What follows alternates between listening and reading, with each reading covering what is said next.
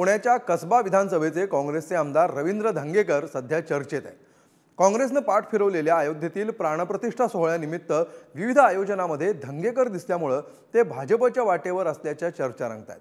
त्यांनी यावर स्पष्टीकरण देत असा कुठलाही विचार नसल्याचं म्हटलंय, पण तरीही या चर्चा सुरूच आहेत। पाहूया का सुरू आहेत या चर्चा आणि त्याचे काय राजकीय पडसाद उमटतायत याविषयीचा हा सविस्तर रिपोर्ट। मी काँग्रेसचा हिरो आहे महाराष्ट्रामध्ये, त्यामुळे काँग्रेस माझ्या आता शेवट पण मी काँग्रेसमध्ये राहणार आहे। अवघ्या महाराष्ट्राचे काँग्रेसचे हिरो असल्याचं स्वतःच कबूल करणारे, भविष्यातही काँग्रेसमध्ये राहण्याची खात्री देणारे हे आहेत पुण्याच्या कसब्याचे आमदार रवींद्र धंगेकर। मी काँग्रेसचा हिरो आहे महाराष्ट्रामध्ये, त्यामुळे काँग्रेस माझ्या आता शेवट पण मी काँग्रेसमध्ये राहणार आहे।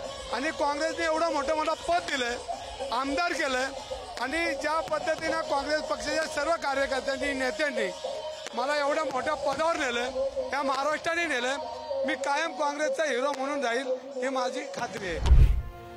पुण्यातनं काँग्रेसची ओळख असलेल्या धंगेकरांना असं स्पष्टीकरण देण्याची वेळ का आली हे पुणेकरांना सांगण्याची खरं तर गरज नाही, पण महाराष्ट्राला याविषयी संभ्रम नक्कीच आहे। अयोध्येत रामलल्लाचा प्राणप्रतिष्ठा सोहळा मोठ्या थाटात पार पडला। गेल्या काही दिवसांपासून या निमित्तानं राज्यभरात महायुतीकडून कार्यक्रम पार पडले।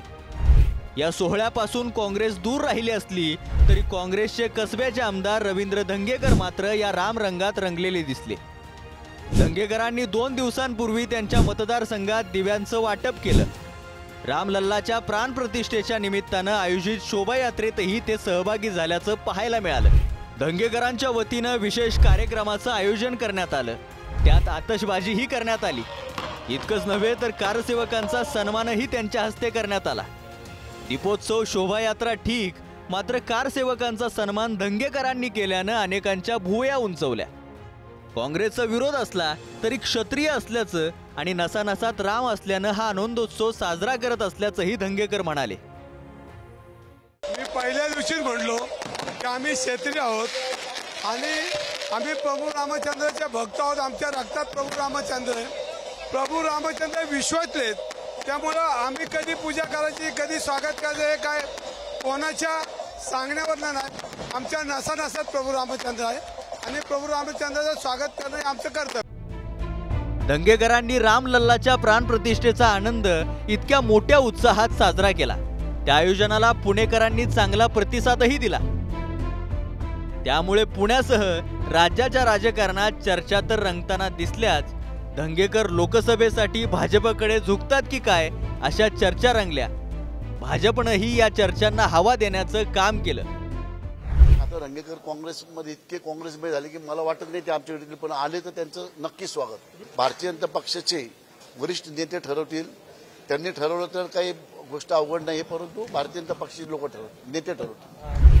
भाजपसोबत जाणार का या प्रश्नाला उत्तर देताना रवींद्र धंगेकर यांनी या चर्चांना ठामपणे नकार दिलाय। हे माझ्या विरोधक जाहिरात करतात आणि त्या विरोधकांना मी ठासून सांगतो मी काँग्रेसमध्ये राहणार आणि काँग्रेसचा महाराष्ट्राचा हिरो आहे मी। रामलल्लाची प्राणप्रतिष्ठा आहे येत्या लोकसभेतील महत्त्वाचा प्रचाराचा मुद्दा असणार हे सर्वमान्य आहे।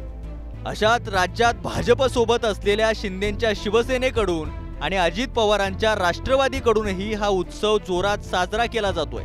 याचा राजकीय फटका पडू नये म्हणून पुण्यात रवींद्र धंगेकरांनी रामलल्ला प्राणप्रतिष्ठा सोहळ्यात सहभाग घेतला असल्याची शक्यता आहे। मात्र राजकारणात काही सांगता येत नाही असं म्हणतात, त्यामुळे धंगेकर आता काँग्रेसमध्ये राहण्याची खात्री देत असले तरी भविष्यात काय घडेल हे सांगता येत नाही। यापुढे नेमकं काय घडेल यासाठी थोडी वाट पाहावी लागेल। पुण्याहून ज्ञानेश्वर चौतमलसह रशीद इनामदार, पुढारी न्यूज।